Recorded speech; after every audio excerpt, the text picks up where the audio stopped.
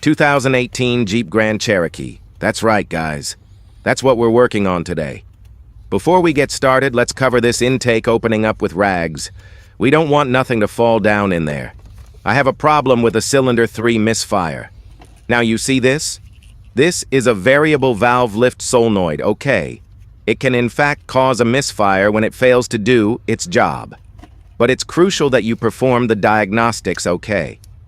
Now how do you replace this? It's fairly easy.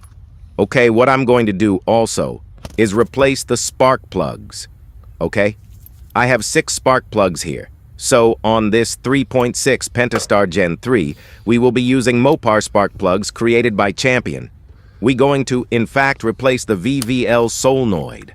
How do you replace the VVL solenoid? Let's remove the connector first, and then we're going to remove this 10mm bolt holding it down. That's fairly easy. From there, we're just going to pick up on it and simply remove it out of its bore. Okay?